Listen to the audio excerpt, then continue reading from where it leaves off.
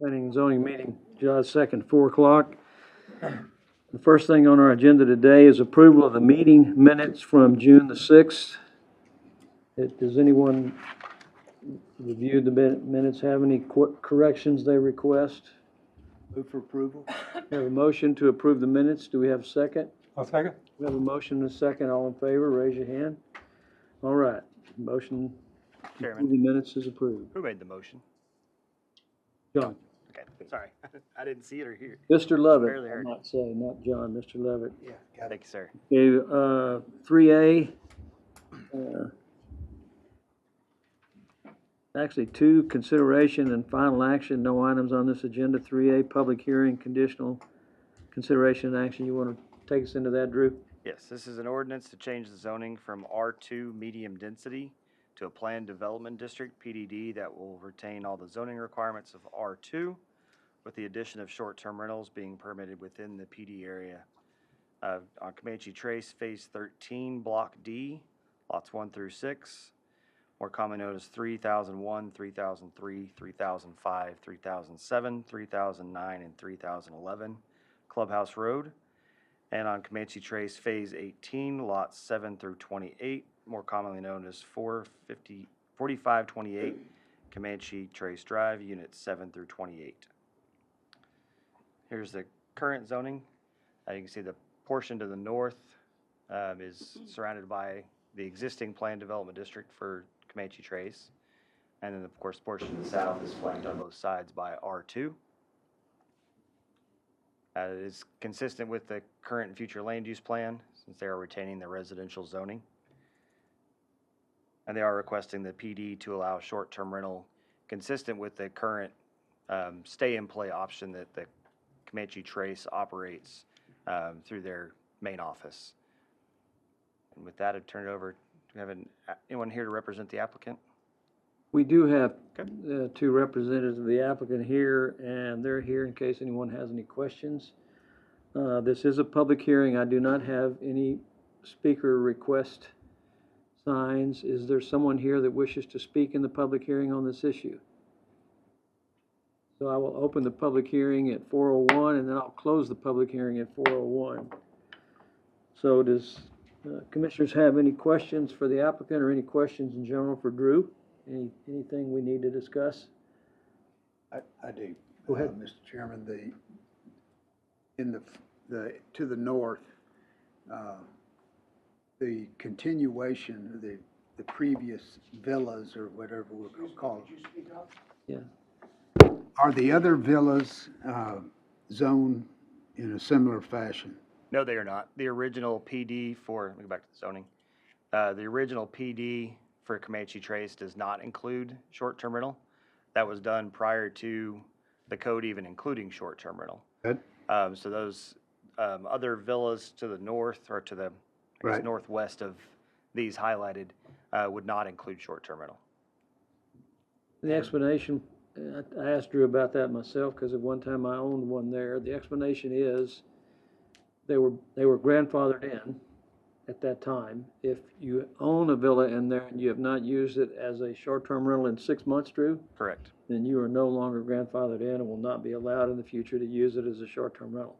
And I think, how many did you tell me? 1 maybe? I know of one other property in Comanche Trace that will remain, that is still used as a short-term rental through their programming, but is not included in this request. And your notice by mail was to all those people to the northwest? To everyone within 200 feet. Yes. Right. Yes. And you got no response for or against? Only one from. We got 1 in favor. Okay. Michelle, a question for you is, are you aware of anybody else in the original 18 villas that operates as a short-term rental? Or do you know of the ones that the sales office? A few German cottages, but as a minimum. No, I'm only talking about in the villas on, the original villas, 1 through Yes, 18. Can you come up to the microphone? Into the mic, so I can't. Okay, just the one, that's okay, if it's just the one. Yes, ma'am, do you have a question? You raised your hand? Well, I live in there, and I'm just trying to figure out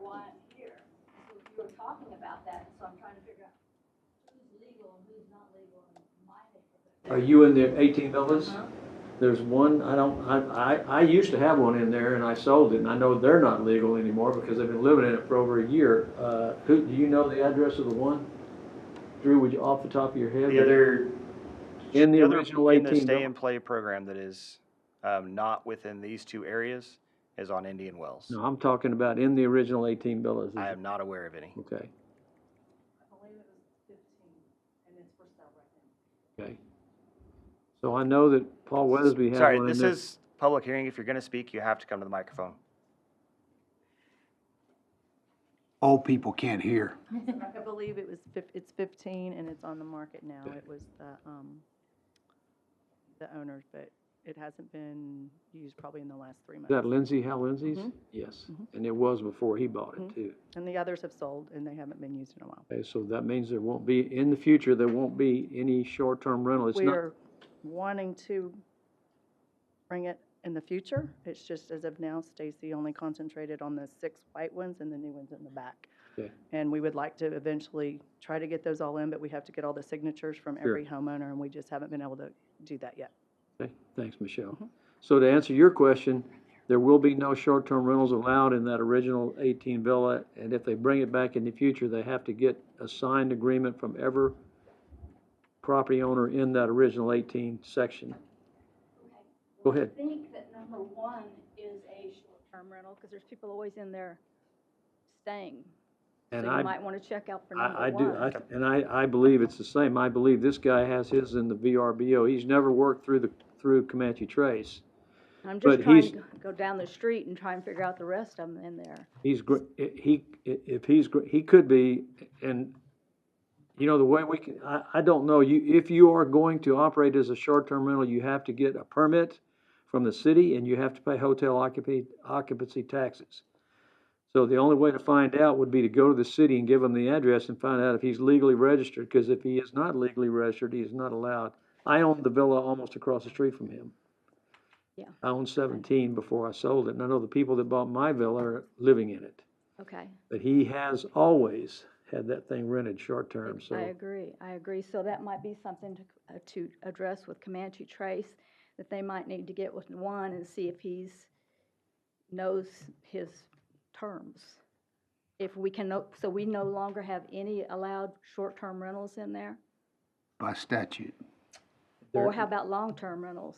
Well, long-term rentals, I mean, anybody can rent their property long-term. Okay, In other it's words- just the short-term. Well, Yeah. that's the one that you all might want to address is number one.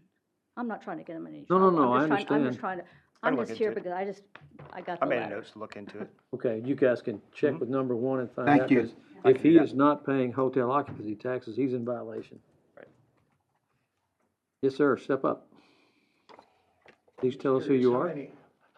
My name's Larry Bolton, I'm a resident out there. Is there a limit in Comanche Trace on the number of short-term rentals currently? It's only limited by zoning. In other words, like the new Phase 18 back there, Sean, is 22. Those 22 villas will be allowed to be short-term rentals, but they're all incorporated within themselves. They're currently allowed, all Well, of those?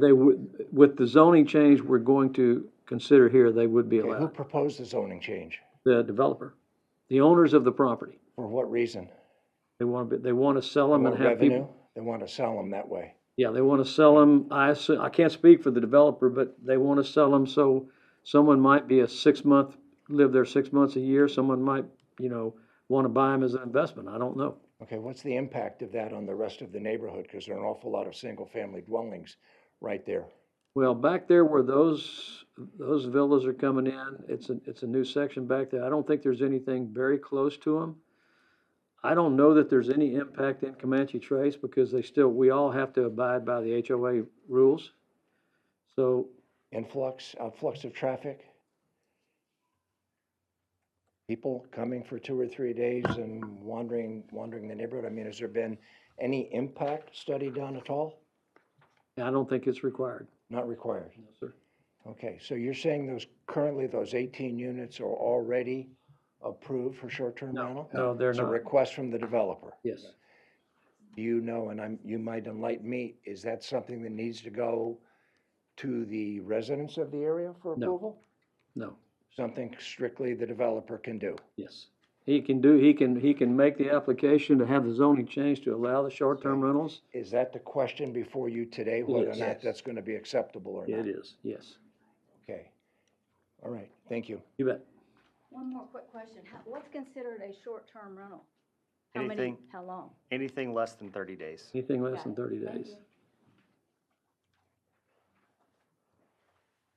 Comanche, we used to have Indian Wells, the German cottages, the red tile villas, and then the new 6 villas were all in our stay and play. We probably averaged 7 of those, 6 to 7 at a time, and it's used strictly for either members, you have to be coming in on a tour to look at this facility. I mean, it's just not open to public, and it has to go through Comanche Trace, and it is very restricted on how people stay there.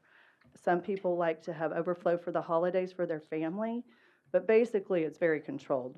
I would say before it was a little more lenient, and I think people could call in and not have to do a visit, a tour of the property. They could kind of come in and play golf and have a weekend thing, but we really have done that away with that. You have to come in and have a tour with an agent or meet the membership director, or you have to have a member sponsor you.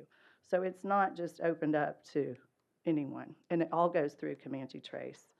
And we are paying the hotel sales, all that's being taken care of now. And we used to, I mean, the rates have gone, I mean, it's just a different thing. It's not just people come free for all, come hang out at Comanche for the weekend.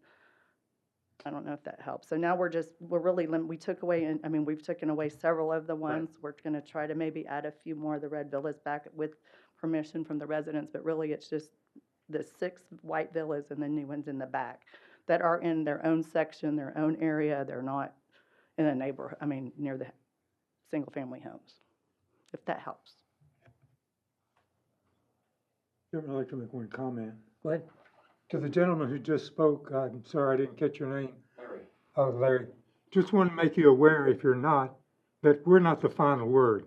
This will go to City City Council, We will make a recommendation to city council. one way or the other. And then city council, If I might ask. Sure. Incorporated in this consideration, are there limitations in terms of what people may or may not do when they come into the community for 2 or 3 days at a time?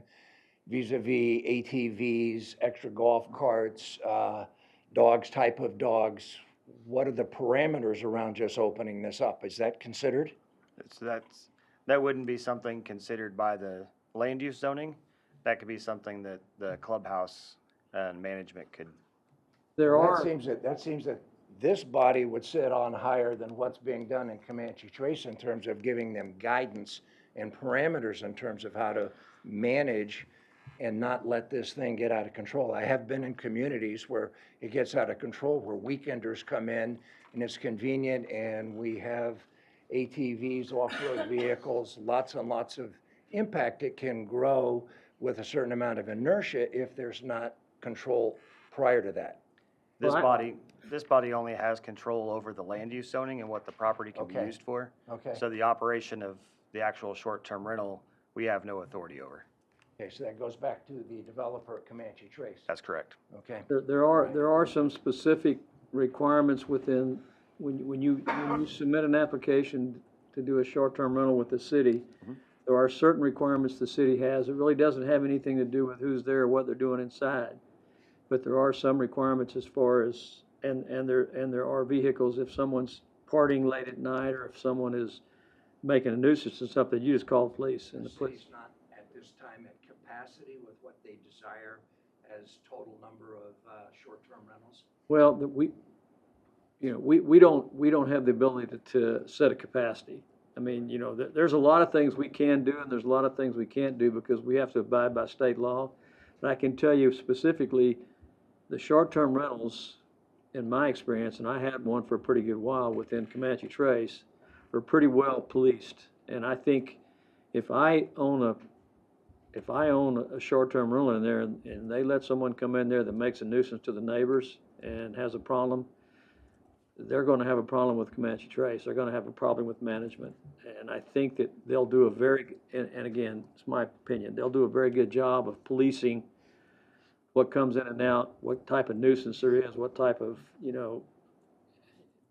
problems that it creates. And I have yet to see that really happen in Comanche Trace. So that, we can make a decision, we can make a motion to approve what they're requesting, change the zoning so they're allowed to have, it doesn't mean they're all gonna be short-term rentals, it just means whoever owns it. I mean, there's 22 villas over there who, if you have 22 different owners that buy those villas, you may have 2 or 3 that'll be short-term rentals. My suspicion is most of them will not. They will be purchased by people that live there. The original 18 villas right now, when I first bought my villa, there was probably a half a dozen in there that were allowed to be short-term rentals, and now they're gonna be none, or one. And quite frankly, I'm not sure if he's legitimate or not. But we deal with what we can deal with here, we make a recommendation, and then our recommendation goes to city council, and they have the final say on whether to approve it or not. And if there's anyone in here that disagrees with what our recommendation is, you can go to city council when it's before them, and you can make your dissatisfaction known there as well. Mike? Go ahead. Mr. Chairman. Mr. Chairman, my question is directed here. I buy one of the lots and have a home that's a short-term rental with this specific purpose. Maybe my family's gonna use it, I'm gonna rent it out. What authority does Comanche Trace have over that property to manage, to make sure that I don't have 48 people with a motorcycle, I can give you a little bit of insight into I'm not that, asking you. but let me just, she may not know this. When you apply for a short-term rental, it's restricted to the amount of people that can be in that short-term rental based on rooms and beds. Is that right, Drew? To some degree. What legal authority or what, under the HOA, et cetera, what does, I'm trying to answer this gentleman's question because I understand his angst about having 2 motorhomes and 6 motorcycles and late night parties and whatever. It just, none of us feel like that would be appropriate there. But They're all gonna fall under the HOA, and, I mean, our this is for you, sir. Yeah, so I would, everything's gonna come under the HOA and the rules in our HOA, which states you can have I think an RV in front of your home for 48 hours. With all due respect, and I don't mean to be impolite by cutting you off, but the HOA, the management of the HOA is just changing, is that correct? Effective Yeah, they're this month? talking about it this evening. Effective today, or yesterday. Are they empowered to actually enforce certain rules? and Absolutely. articles, Of course, in they're the empowered to community enforce which the have same rules. Previously Yes. been Yes. administered? Yes. They are. Our HOA rules, and I live in Comanche Trace, our HOA rules haven't changed. It's just a different administrator. It's a matter of whether they're enforced. Absolutely. And now the enforcement is even gonna, I mean, we have a better system that we're putting into place, which they're gonna be speaking about tonight at the clubhouse. Doing it right now. Of, yeah, how the new enforcement is gonna be taking action, and it's gonna be much more, I feel, tighter and, manageable, and again, everything goes through, when people call in to make a reservation for the stay and play, it goes through Laura at our front desk. She asks who's staying, they have to have a member sponsored them, they wanna know how many people. They, I mean, they can't just call up and say, we're gonna have 20 people come stay in a stay and play. We do have regulations on all that.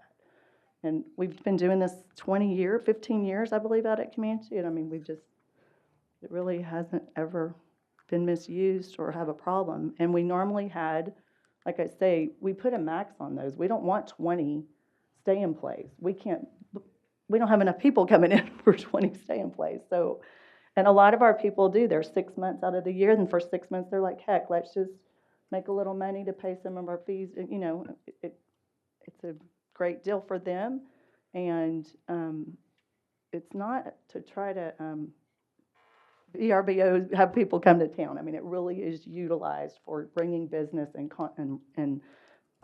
clients to Comanche Trace to see the neighborhood and check it out. And we've just never had an issue with that. They have to be, I mean, they can't just go show up at the pool. They have to, I mean, they have to go through membership director, they have to have tea times arranged. I mean, it's not free for all at Comanche. They have to abide by the HOA rules. Anybody else? Any other questions, guys? I make a motion to approve. Second. We have a motion to approve in a second. All in favor, raise your hand. This motion is approved. And again, this will go to 2 public hearings through city council, if you have any concerns or anything. Okay, we'll go to, item 3B. Drew?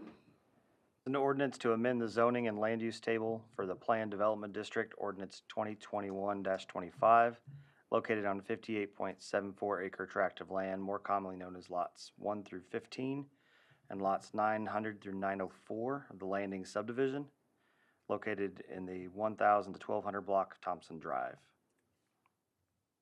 Here's the amended plat that you guys have seen. And here is the proposed land use table.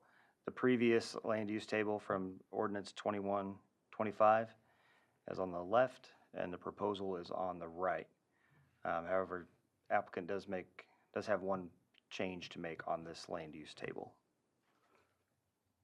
Since there is no change overall in the zoning, just getting more aligned with our overall zoning code, staff recommends the request for approval. So this is also under the public hearing, and I do not have anyone signed up to speak in the public hearing. Anyone want to speak? Go ahead, Steve. Steve is the applicant. My name's Steve Schulte. I'm with Thompson Drive Partners. I'm their general counsel. I'm here to answer any questions you may have. Just a little background. We started this particular process, as you probably know, the area on the waterfront is now under contract to the UGR, the River Authority. And as part of that sale, they have requested that the designation, that's lot 902R on the land use Can you table. put the lots up, Drew? 902R on the land use table, that's currently designated as a private park. And they have requested that the use be changed to PI, which is public institution. This more aligns and allows them to use the park as they intend to use the waterfront to develop their educational area and public areas. So in discussions with the city, when we decided we're going to try and change that designation, it was suggested that we update the other uses to align with the current zoning code. The original land use table was prepared under the former code, so all of these previous land uses, retail trade, and custom all of those things don't exist anymore under the zoning code. So we've updated on the land use table to C3 or R3, and that just makes it consistent with the current zoning code, so there's no confusion over what uses are allowed. There's not any change in the designated use. The only it's all consistent with the former designations. Like I said, it's just to update it to make it consistent with the current zoning code. There is one error on that on 11R and 12 on the land use table that we've asked that to be C3 or R3. So we just need to add R3 to those to 11 and 12. And I'm happy to answer any questions you have. So you want it to be, the possibility to be C3 or R3 to be designated when you decide to develop it? Is that? No, it would be more like our mixed-use zoning. Okay. Because remember, it is still a PD. So for the land use section of the Planned Development District, they're just referencing the land uses in C3 and the land uses in R3. Okay. So that they can do multifamily townhomes or the commercial out of C3. Okay. And that's consistent with the previous versions of the PD, just correcting the table to make sure it's clear. Steve, before we see if we have any questions, I'm just going to open and close the public hearing. Okay. I'll open the public hearing at 4:24. Is there anyone wishing to speak that is not signed up? I'm going to close the public hearing at 4:24. Now, does anyone have any questions for the applicant on this?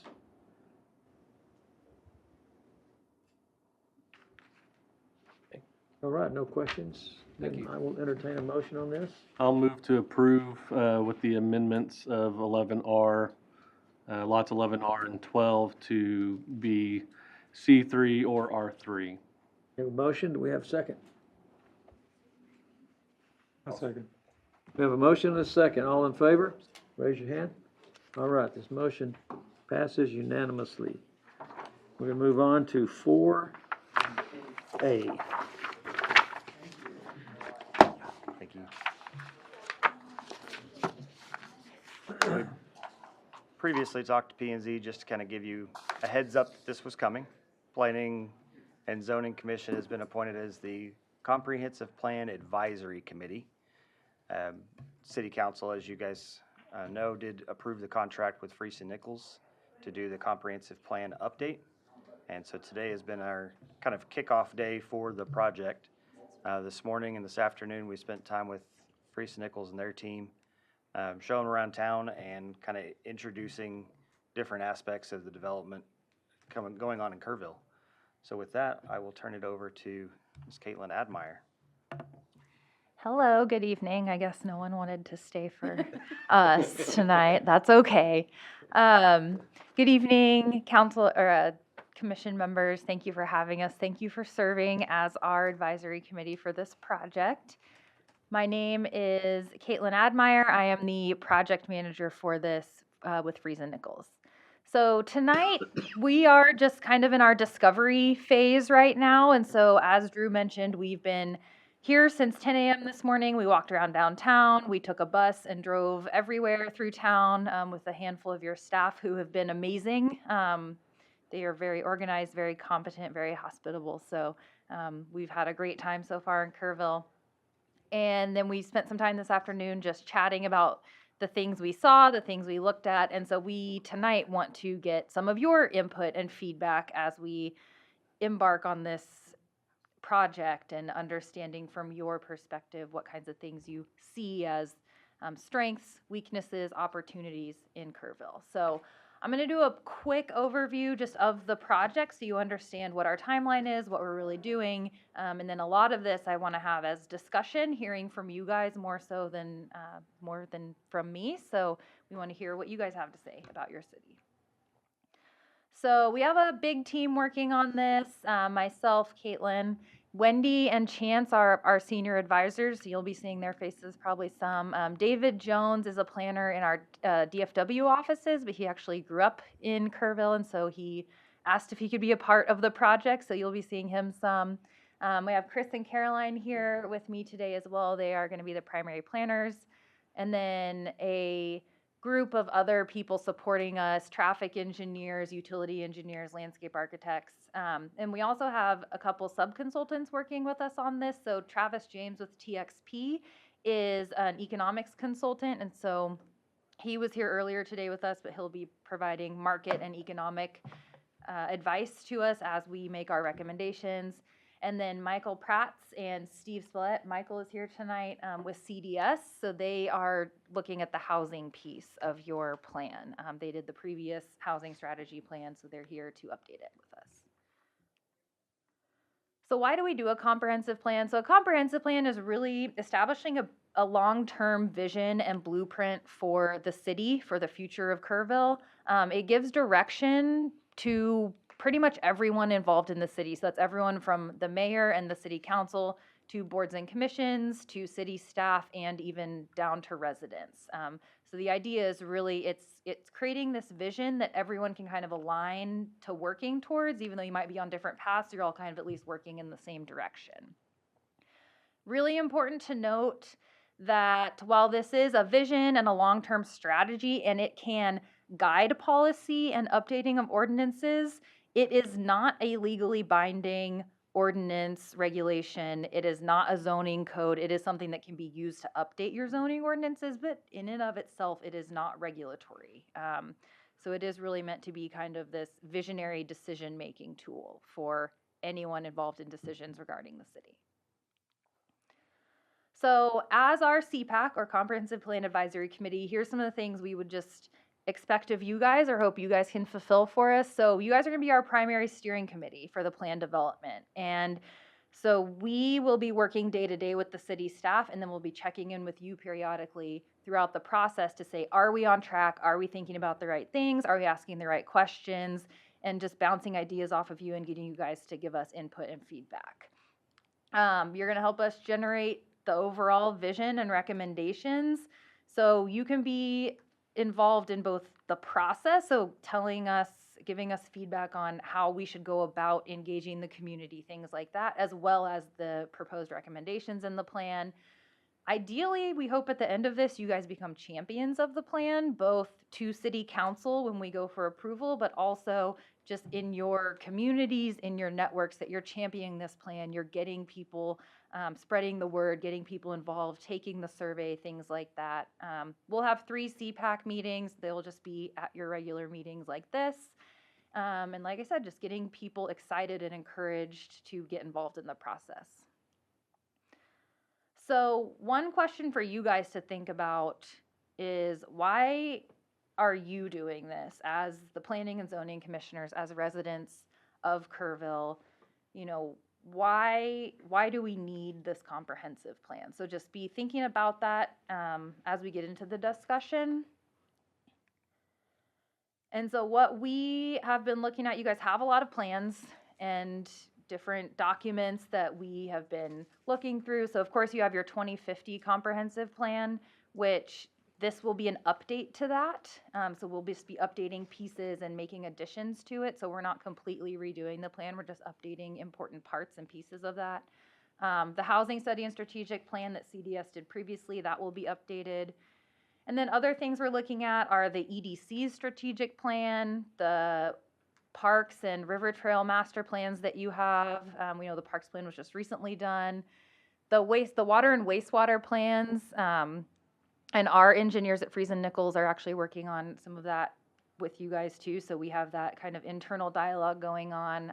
Your water supply plan and an area development plan. So as part of this, we will be updating, like I said, pieces of that 2050 comprehensive plan, but we will also be specifically diving into a couple small area plans. So we'll get into a little bit more detail specifically for downtown and the Nimitz Lake area. So those are 2 areas that were identified in the 2050 plan as needing a little bit more detail and thought put into them. And so we'll be doing that as part of the process here as well. So with that, I would like to start asking you guys some questions. And these are just prompt questions. You guys feel free to share with us any information that you think is pertinent to our work that we should know about Kerrville. So we're going to start with aspirations. So think about things like, what future is Kerrville working towards? What do you want to achieve through this plan or this process? So the deliverable, but also the process itself is part of the deliverable. It gets people engaged in city planning. And are there any aspirational or kind of benchmark places that you know about that you would like to be like, or have elements of things that you would like to see here in Kerrville? So I'll just kind of open it up to you guys to give us some discussion on that, and my colleagues will be taking notes. Anybody want to start? Like right now? Absolutely. Let's jump in. Will your plan include recommendations for annexation? Well, Annexation. so annexations have gotten increasingly complicated recently. Very. So, Well, so far, you haven't answered the question. well, right. So annexations are voluntary now. So we can't really recommend the city go do any annexations because the city can't do that anymore. So I don't know if Drew, you want to speak to how the city approaches annexation at all? What we could do is look at identifying areas that should be considered if there was a request for annexation. Are there areas that are prime for development and inclusion in city if we wanted to expand? But state law has restricted us so much that it's pretty much a property owner petition to be annexed. Yeah. And everybody in the area. Right. It goes to a vote, yeah. Yeah, anybody adjacent to the city limits can petition, and we go through that process with the city council. Or there is a election process that I'm not aware of any city that's actually tried to do that yet. So if we wanted to speak to that in the plan, we could add a section that identifies areas that should be considered for annexation if there were a request, or the opposite, these areas should not be annexed. We're not interested in developing those as part of the city. Does that answer your question? No, So, I mean, yes, but, I mean, historically, you know, the county's got nothing. They've Right. got no power, and cities did, and now city doesn't either. Right. Yep. Finger annexation to protect your perimeters and stuff like that, but there has to be some way, at least to suggest, yeah. maybe to the county, that there be, Yeah, I mean, what we do as part of these land use plans is we still put land uses in the ETJ. And then, as Drew was kind of alluding to, if those landowners then petition the city that they want to be annexed, then you at least have some parameters around understanding what you then would apply to them as they annex into the city. But that's really the amount of control a city has at this It's a point. tough process now because of the state law. I understand. It just, to me, it's not a reason to go, well, we can't do anything. No, You know, I we need to absolutely keep- agree. Keep trying, because there's so many opportunities for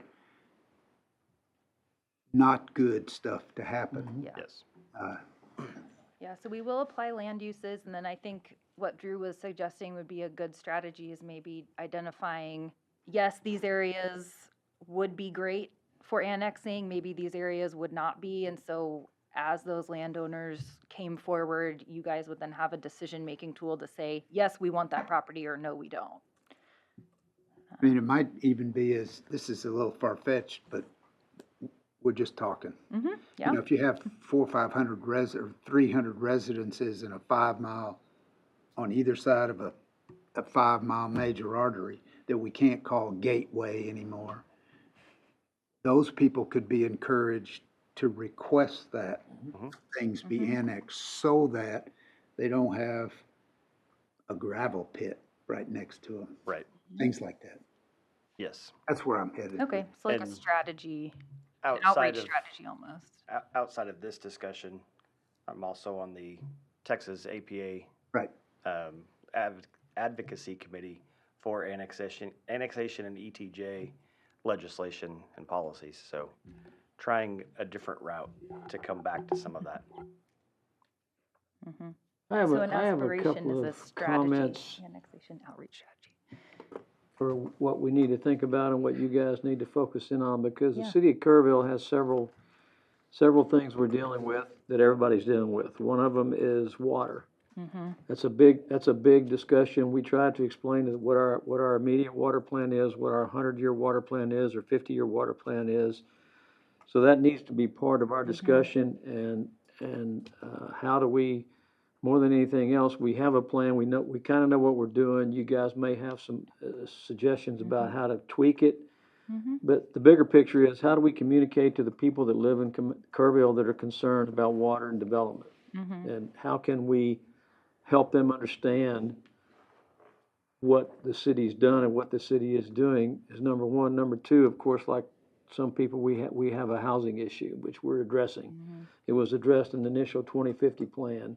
We're making progress on it, but again, it's a tough deal here because of land costs, because of topography, because of things that are out of our control, because of the price of land.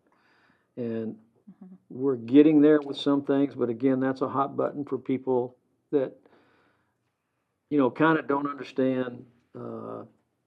We only have so much control over development. Now, the city has ways to help. Financially, they don't have to, but they do, and sometimes they do, and, you know, people don't quite understand. So we need to look at that as you guys go through tweaking. And a lot of it is communication, and a lot of it is helping us,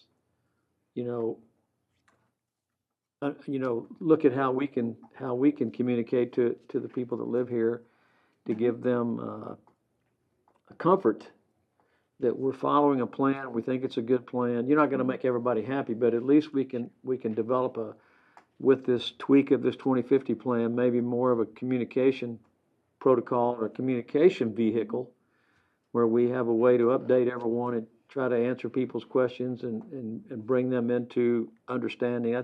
I mean, we're somewhat divisive here in the city right now because of water. We have one side that thinks that, you know, we're abusing the water, we're not protecting the water, and we have the staff is doing a wonderful job with the water plan and how they're moving us forward. And the same thing with development. So I would like to see us get into those types of vehicles. I mean, I think what everybody wants to see in Kerrville, we want to see controlled growth. We don't want to see an overabundance of just building so we have a bunch of people here. Let's build residential apartments or houses, whatever we're doing for a purpose to support the businesses, the institutions, the hospitals, the schools, the firefighters, the police officers, the nurses, and everybody, so they have if they can live here. And, you know, a way for us to be responsible about that.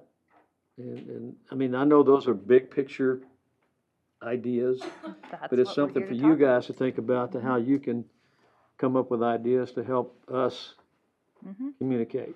Okay. He meant to say manage growth, not control growth. Well, Yes. manage, that's what I'm talking about. Manage the enough. growth in a responsible way. Yes. And, cause we don't, you know, listen, state laws have changed our, our ability to manage a lot of things and manage to turn things down. Just like annexation, it's a tough pill today. ETJ is a tough pill today for the city, but that's some of my thoughts Manage about how growth, how you guys can help communication, us. Water security, some kind of strategy around annexation. Is there a city that you would like to mimic as far as like managing growth? Like, you know, is there a city that you say, oh, this city? From my perspective, I don't have the answer to that question. From staff's perspective, may have looked at some cities that they think are doing it right. I think we're doing it right.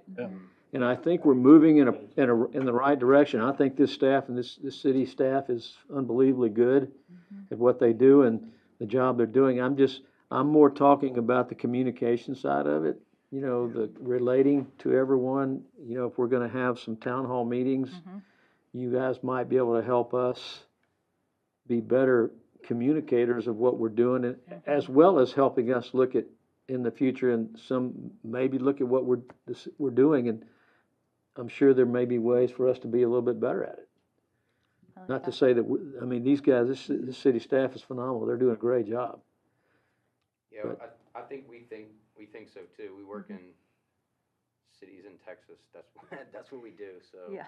I think from our perspective, we agree.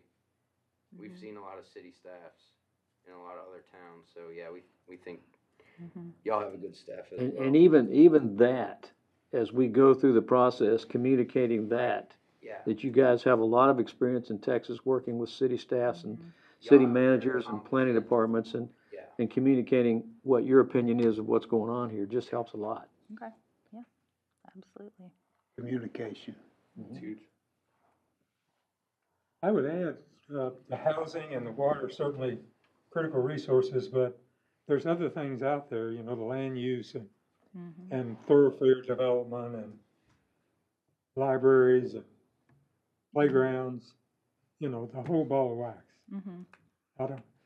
Certainly, some resources are identified quicker than others, like water, but there's lots of others to consider.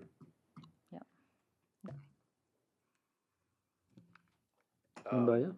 From a zoning, is there anything else y'all want to say? Because I have another question. I mean, I think over the last 5 or 6 years, there's been a lot of, you know, we redid the zoning ordinances in the city. I think that they've done the committees and the staff have done a great job of kind of tweaking the zoning to make it more useful, more flexible, but still, you know, protect the uses in the city. But you have a specific zoning question? Yeah, I'm just kind of interested,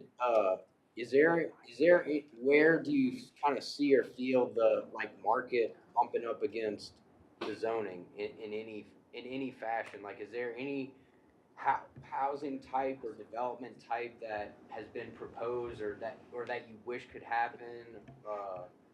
that maybe doesn't work just because of the way the zoning's set up. You know, like, man, we could have gotten this, which we really wanted, but, you know. We wish we could have said yes to it, but Yeah. our regulations don't allow us I mean, to. I can give you a couple of examples from my perspective. Over the last 3 or 4 years, we've had developers come in here, look at large tracts of land and want to come in and build a whole bunch of high-density stuff that we don't think fits in with what we would like to see here. You know, it goes back to I guess, to the sensible managed growth. And we've had a lot of pushback from some of these, you know, a couple of large tracts of land I live in Comanche Trace out on our side of town, that we had developers come in and present these master plans, and they wanted to do, you know, zero driveway, you know, just heavy dense type stuff that it was probably never gonna work anyway, but it got a lot of people, you know, a little, you know, up in arms about, we wanna provide housing, but we don't wanna, you know, we don't want a suburbia. But I don't know, Drew and Steve might know more about it. Have we bumped up against zoning things that have kept us from having some type of development? And I while haven't they're, seen any of that. while they're thinking, just to clarify in those cases you were just mentioning, in that case, it was a good thing because it allowed you guys to kind of manage the growth you didn't feel like fit the community. Is that what you were saying? Well, I think what we dealt with on both of these large projects is they requested, they wanted to do a PDD, and they wanted to, going in before everything got started, they wanted a lot of exceptions. So they Okay. could kind of do whatever they wanted to do, which we turned down, Okay. and it never got off the ground. I don't think it was ever gonna get off the ground anyway because of the cost of the development, the cost of the infrastructure. So in that case, the zoning did No, what it was I think intended our to zoning do. is, I think our zoning is doing Yeah. a very good job myself. I think the couple examples, Michael, answer your question, and Mike kind of reiterating what you said. The allowances to look into a planned development district to kind of customize that master plan worked on the zoning piece. Allowed the applicant to come in, present the project, and allowed the planning commission the ability to review the project as it would fit within the community and say yes or no. Yes, I So agree. it really allowed both to come together to have that dialogue to see if it was the correct fit. So, planned development district can't always be the answer, but sometimes it is easy enough to just go that route. Okay. All right. So then the next question is around strengths and opportunities, and we've maybe touched on some of this just throughout the conversation already, so just let me know if there's not much else to add, but what does Kerrville do best? What are some of its greatest and unique strengths? What are some opportunities for growth and success? That's maybe where that HEJ comes in. And then what's a unique need that Kerrville fills that maybe other cities around you don't fill or aren't filling that you guys are, or trends that you think that Kerrville could really leverage to do better in the future? Does that spur any thoughts? I'll spitball some stuff here. So I moved here just over 6 years ago. And it was one of those things where I'd always thought, you know, we'll move, I'm from Lubbock up in the Panhandle. We'll move down to the hill country whenever it comes time for retirement. But then was presented with my employer with the opportunity to come down here and work. Kerrville is the best, in my opinion. Hence why I'm here, because I want to serve the city. And so whenever you ask, you know, what other communities do you want to be like, my first initial thought is, I want to be like Kerrville, because Kerrville's the best. Fair answer. But we're a very heavy retirement community. We've got some of the best. We've obviously got a great water plan. We've got some of the freshest water out there, with the headwaters not being too far away from town, and the river running right through town. I think there's a huge opportunity with our downtown area to continue to see some revitalization down there. and then along the river over by Nimitz Lake, which y'all already mentioned. That, in my personal opinion, is a ton of untapped potential. I'm excited to see what they do with the River Center. But that, obviously, with being kind of a free market enterprise, that's going to be developed if and when it gets developed all along there. But there's a ton of potential there, in my personal opinion. I And want, a great thoroughfare Yeah. plan now. I mean, I was in New Braunfels 35 years and watched it go from 20,000 to whatever it is now until 10 years ago when we left. And that's why we left. It was no longer a city, a town. It was just I-35, you know, somewhere between San Antonio and Austin, with one crossing of the river called I-35. That's it. You've got to go to the other end of the county, you know, or to Seguin. Those kind of things. When I came here, I'm like, wow, would you look at this, honey? They got 5 big bridges, 4-lane bridges across the river. You know, people can move around like they want. To me, that, I know most people go, so what? But that's a big deal, you know. they say managing so what traffic. because they And a don't know loop. the alternative. You know, how if many didn't have loops did this. we turn down in New Braunfels 50 years ago?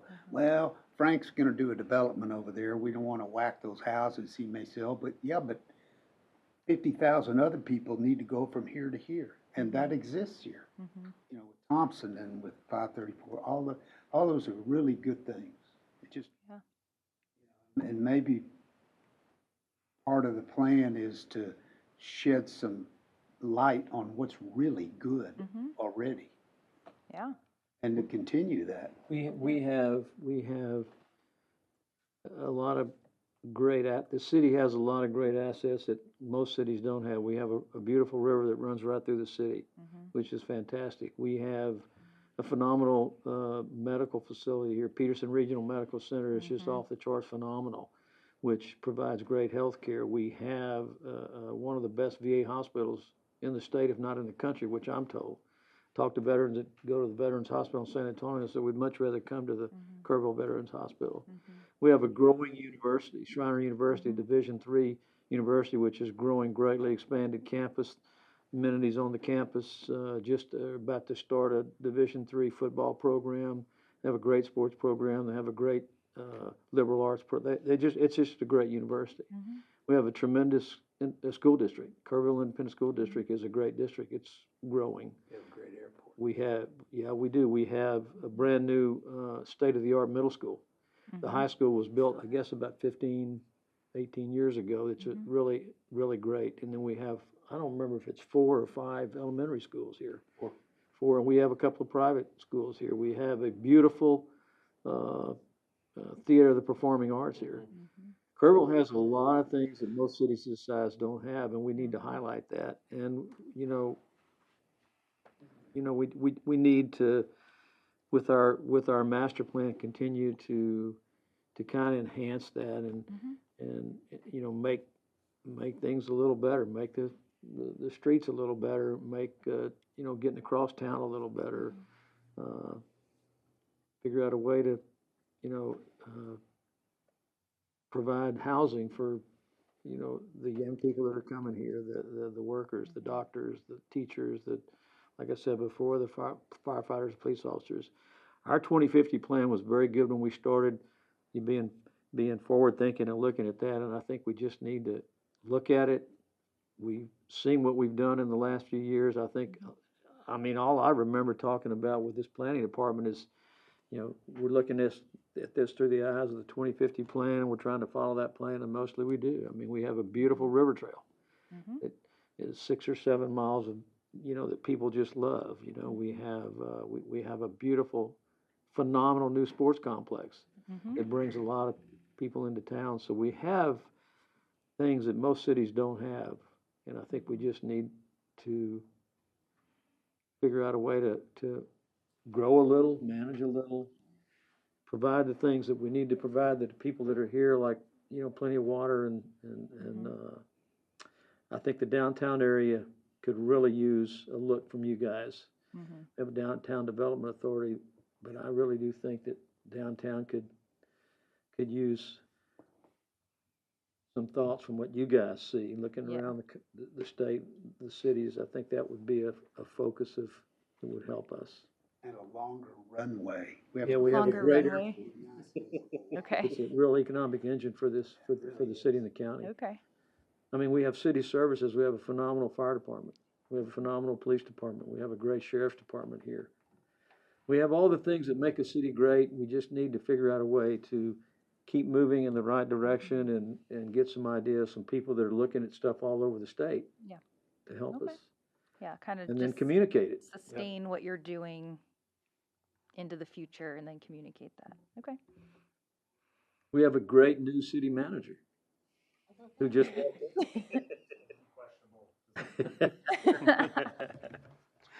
That's my thoughts. Okay, great. Anybody else? I'll throw out something that's very obvious, updates like today. Keep that in the plan.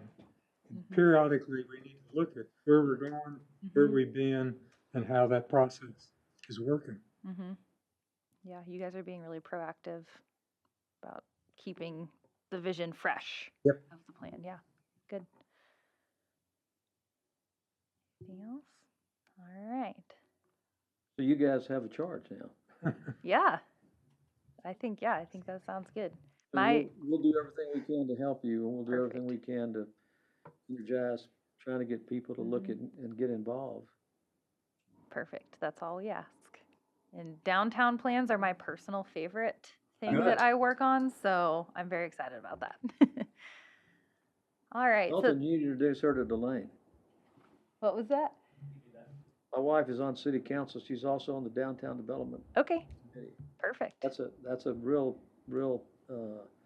something close to her heart. Okay, good, good. Look forward to talking with her. So then the next question is, all right, we talked about strengths and opportunities. What are some weaknesses or threats that you might be seeing that could impact success? Water sounds like it's probably one of those. And especially any issues you're seeing with retaining or drawing back younger residents, maybe someone who grew up here, went to college, trying to get them back to come back to town, establish their families here, that kind of thing. It's all about jobs, careers. State of Texas, that's a problem. Fair. I'll You be could there. make it rain more. That's We'll That's see a what we threat. can do. a barrier. Yeah. Just some of the, There is a lot of conversation about, there's not a lot here for young people to do, but that's really not control. You know, we you know, that's a private sector thing. You know, I think the city and the Economic and Development Corporation do a decent job of trying to incentivize people to come here to do things that might okay, help with that, but yeah. So that's something more to do. All right. Well, yeah, you guys don't have a lot of weaknesses, as we've discussed already tonight, so fair enough. All right, so then the last discussion question here is about results. So when we're talking about this process and this plan, and even generally the future of Kerrville, what is success? What would you say if you could see in 20 years and say, okay, we've done these things, that means we were successful? There's a ghost, there's a poltergeist in the room apparently. So what would make this plan or this process successful? And then what kind of measurable results would demonstrate success to you guys? Balanced budgets. Okay, good one. Hear that? I mean, from my perspective, I think everything we've talked about, I think a very, very successful and practical long-term water plan, because everything depends on water. I think the ability to bring in a successful plan in the next 10 to 15 years would be able to bring in some type of, I don't know what you call it, whether you call it affordable housing, obtainable housing, housing for young people. That will bring young people in. We have young people that work here in the doctor's offices, nurses, police officers, teachers. I think if you talk to superintendent of KISD, they'll tell you that they have a hard time retaining teachers. They lose teachers every year because they don't have a place to live. Yeah. And I think that type of helping us, however we can, helping all of us with this master plan would be a successful, measurable thing. Communication to, like we talked about at the very beginning, communication of what the city's doing as far as the water plan, as far as development, as far as anything that they're changing will be a successful, measurable Yeah. part of this update of the plan. That's my perspective. A lot of people, everybody's talked about it already, you know, economic development, high-paying, quality, clean jobs, tra-la-la, you know, that would be wonderful. Every job sells a lot or a house, you know, but unfortunately, sound bad, but you just can't educate the public completely to understand that a job, you know, the multiplier of what that $80,000, $90,000 job, how it spreads out over and over in the community, but some sort of, maybe it's just communication to explain to people the multiplier, the value of good, solid employment, because we do need affordable housing, but the ad valorem taxes on affordable housing are not going to pull the cart. They're just not by themselves, you know. Those are going to follow. Okay. So if you could just run out there and wave your magic wand so everybody I've got- understands that. I've got images of certain infographics rolling around in my head right now that we'll see what we can do for you. And I think that's really the nail on the head. We did a really good job of this 2050 master plan, and we're following that master plan and tweaking the master plan a little bit. But my opinion would be, as much as you guys can, the communication side of what we're doing and what little changes that we try to make is gonna be, it's the best way to get people to buy into the master plan. Yeah. And the update of the master plan. To show that there's been these tangible impacts Yes, that ma'am. have been good for the And I community. think Yeah. you guys do this. Like you said, you work with cities all over the state. Incorporating that into your message for everybody. This is what I see, this is what we've seen, this is what Kerrville is doing, this is what you guys do great. This is how you can get a little better. I think that's the thing that we did, you know, we were dealing with a 2050 master plan, and I was on that committee when we did it. And we were more nuts and bolts. And we did have town hall meetings, we had people come in and put on a board what they thought we ought to do and everything, and I think that was a phenomenal job of creating that plan. I think what's lost in the process is the communication of how that plan is working and how we can make it work better, but this is what we're doing. And helping us communicate that to people that pay the taxes. Okay. And I'm rooting for you because downtown, my opinion, is really important. Yeah. To have a good, solid, vibrant, hopefully economically prosperous downtown. That's one of the reasons we're here, because we wanted to go to some place where everybody knew where the courthouse is, you know? Not just passing by at 80 miles an hour. Okay, well, that's encouraging that you guys are so supportive of seeing that downtown revitalization, so that's good. Anyone else on this one? All right. How about you guys, Drew? You guys have any thoughts on what? Yeah. Measure of success for this? I think obviously continuing the momentum that we've had for following the implementation portion of the Kerrville 2050 plan, getting back out to the community to see what their priorities are. Because I'm sure that's shifted some. One, because we've checked off a lot of boxes of things we've completed. So what's the next list? And two, just market shift and culture shift and things change. So getting that implementation plan updated to give us another list of tasks to do for the next 5 to 6, 7 years.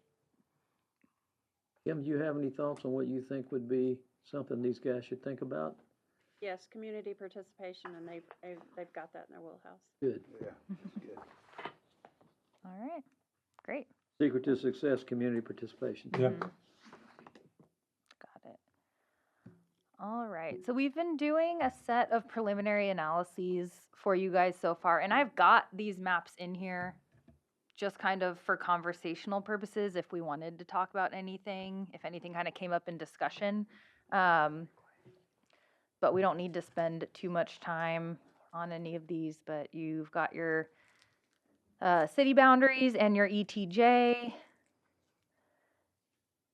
And then your existing land uses. So this is not your existing land use map. This is your actual existing land uses. So make sure that's something to understand. And then this is your existing future land use map. So we will be updating this as needed. And you'll see some of those areas that are noted as strategic catalyst areas, downtown, Nimitz Lake, then that's kind of part of what our task is to go into detail on those two things. Their transportation master thoroughfare plan, we'll be taking a look at this and seeing if there are any warranted updates as well. And then we like to look at your average annual daily traffic. So it's probably not too many surprises because you guys are seeing and experiencing this traffic every day. But 10, that's your biggest traffic corridor, followed by your north-south connector there. Oh, did you want to look at that one anymore? Someone seemed. And then your floodplain, which for you guys have a little bit more impact of floodplain than some of the places that we work. So that's something we're really big on resilience. And one of our tasks as part of this is to actually go back through all of the existing chapters in the 2050 plan and instill pieces of resilience to it. So we talk about resilience kind of in a 3-pronged stool. So we talk about economic resilience, environmental resilience, and social resilience. So it's your people, your environment, and your money. And so this looking at floodplains is part of the resilience, the physical resilience we'll be looking at is, how many homes do you have in the floodplain? Are there any critical facilities that you have in the floodplain? That kind of thing, and making recommendations about how to enhance resilience in your community. This is a beginning inventory of the new developments that are coming into town. So this is a lot of the stuff we've been looking at today. So we attempt to keep this as updated as possible throughout the process, but surely as soon as we adopt a plan like this, it is out of date. So, but we will be keeping track of new developments coming online. And then your Parks and Rec plan, which was just recently done. And so we won't be hitting too much on Parks and Rec just because you so recently did that master plan. But we will be considering, how that plan impacts the recommendations we'd be making around land use and transportation and resilience. So I'm going to end with just to give you guys some next steps. What's the process we're going through? But before we get to that, anything else you guys want to share with us that you think we should know? Do you have any concerns or anxieties about this process or this plan at this time? No. Feeling pretty good about it? Hopefully excited? All right. So then we'll just let you know kind of what our schedule is looking forward. So we did all of our initiation. I guess this is technically that trip one that's in June, but it's July 2nd, so we're going to count it. So this is kind of the end of our first initiation phase. The next phase we'll be doing for the next couple months is that snapshot and visioning. So that's where we're really digging into data, both qualitative and quantitative data The public survey is going to go live on Monday, and that will be open for 4 weeks. So we'll do a lot of blasting out to the community, saying that's live, anything you guys can do to help spread the word to come take our survey. Then we'll be looking at all of the analyses around existing conditions and economic and market conditions and things like that. And all of that will kind of culminate into both that quantitative and qualitative analysis will culminate into a set of vision, goals, and principles that are both for us to use as we move forward in making recommendations in the plan, as well as a set of visions and goals that the city decision makers can use going forward as well. So then in the fall, that's where we'll look at these updates to the existing 2050 plan chapters. So we'll be looking at analyzing what necessary updates to land use infrastructure, the thoroughfare plan, sustainability and resilience, as I mentioned, going across all of those chapters. And then TXP will be doing an update of the economics kind of market analysis, and then CDS will be looking at updating the housing strategy plan. And then come the holiday time, so that may get stretched out a little bit just because the holidays, our people are less available. That's when we'll start digging into then those area plans with the downtown and the Nimitz Lakes. So we will start having a series of downtown advisory specific conversations in addition to this CPAC, as well as public events in both of those phases. And then in February of next year, we'll be creating our implementation and action plan based on all of the recommendations that we've created throughout the process so far. We'll finalize next spring, including an online public comment period, and then we will be looking to have approvals next June. So 12-month process. There's gonna be a party, it looks like? Yeah, party time at the end of the process. However, whatever that means to Kerrville. So for engagement, we will have, we'll be here 5 times. So today is kickoff, that's number 1.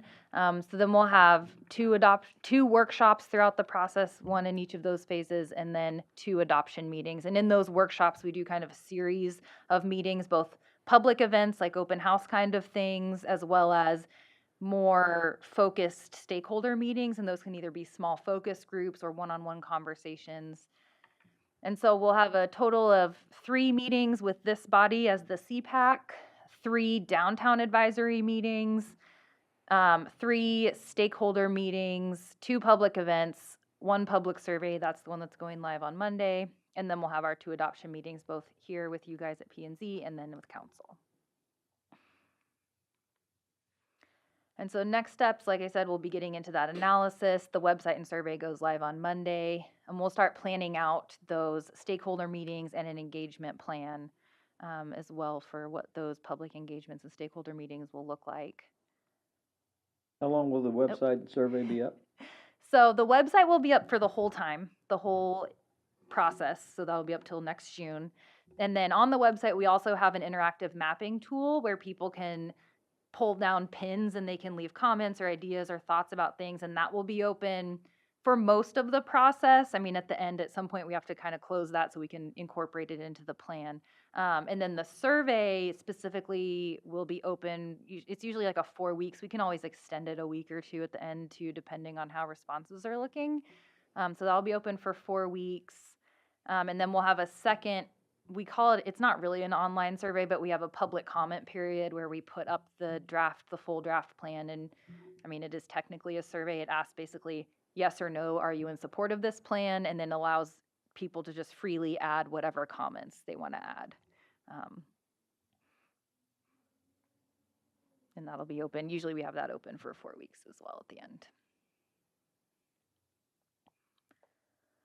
All right, so any other questions? And the website will be the same as it was last time, so kerrville2050.com will be the website address. They're working on...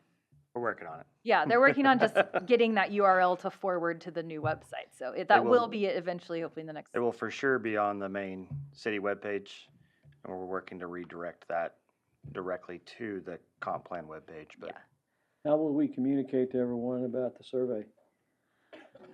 So we provide the city with flyers and social media posts, and then we mostly rely on the city to use kind of their channels and networks to distribute that information. So social media, official city channels, the website, but also word of mouth. So like sending flyers to HOAs, sending flyers out with utility bill mailers. We've talked about that. Great idea. Do you have an email database list? No, just of board members. So we may have, obviously we'll reach out to you guys, send you copies of those links. Public Information Office, we'll put it on Facebook, Instagram, both, I guess, city, parks, and PD all have separate Facebook pages now. Looking at utility billing flyer, and then possibly some radio spots and that kind of stuff just to get out and blast as far as we can. I like the idea of the email list. At least we can hit all of our different boards possibly. So. We'll announce during city council meetings also during the announcements time. And then just standard press release, see who picks that up and broadcast that as well. So Anything in the newspapers? we can. Well, if we do a press release, they'll usually pick it up and print it. Good. I know some of the radio stations just read the press releases mid-afternoon. May try and get some scheduled interviews with some of the stations and that Like kind the of thing. lead, the Kerrville lead, Kerr County lead. Excuse me. I've already talked to Mr. McElvain at Chamber Good. about blasting chamber members. Dr. Lewis. Yep, talk to Lewis. And then obviously open it to any other ideas. If you got a better idea, share it. I mean, that's a pretty good, campaign. Yeah, and then when you guys get the email, forward it to everyone you know. All right. We well, got an airplane, we can drop flyers out the window like junior I'd high like stairwell. some air riding. That would be a first for us, but that'd be great.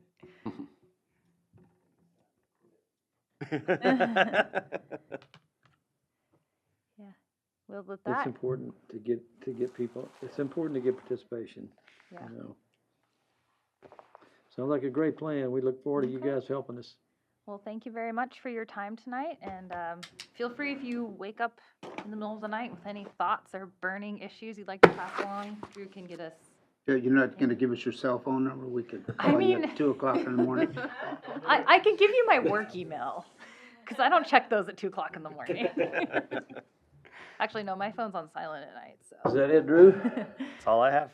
Think for future, Our next meeting is August 8th. Yes, August 8th. So we'll see you guys then. okay, we're adjourned. Figure out what to say.